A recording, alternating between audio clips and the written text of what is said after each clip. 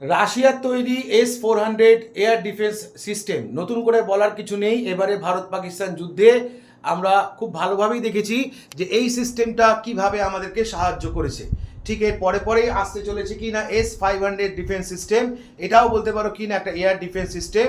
এটা ভারত ও রাশিয়ার যৌথ উদ্যোগে তৈরি হচ্ছে, কিন্তু তার সাথে সাথে আমরা দেখতে পেয়েছি কি না এবারে পাকিস্তান ভারতের পশ্চিম দিকে বলতে পারো প্রচুর পরিমাণে ড্রোন হামলা করেছিল।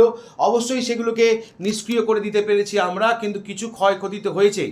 আর এই ক্ষয়ক্ষতির হাত থেকে বাঁচার জন্য এবার সম্পূর্ণরূপে বলতে পারো নতুন এক এয়ার ডিফেন্স সিস্টেম তৈরি করা হচ্ছে, যার নাম হচ্ছে ভার্গাভাস্ত্রা। এটা আরও শক্তিশালী, এটা কাউন্টার ড্রোন সিস্টেম যার নাম ভার্গাভাস্ত্রা। সোলার ডিফেন্স অ্যান্ড অ্যারোস্পেস কোম্পানির তরফ থেকে এটা সম্প্রতি পরীক্ষামূলক টেস্ট করা হয়েছে ওড়িশায় এবং এটা সাকসেসফুল। তাহলে আগামী দিনে বলতে পারো ভারতীয় অস্ত্রাগারে নতুন আরেকটা সিস্টেম লঞ্চ হতে চলেছে যার নাম ভার্গাভাস্ত্রা।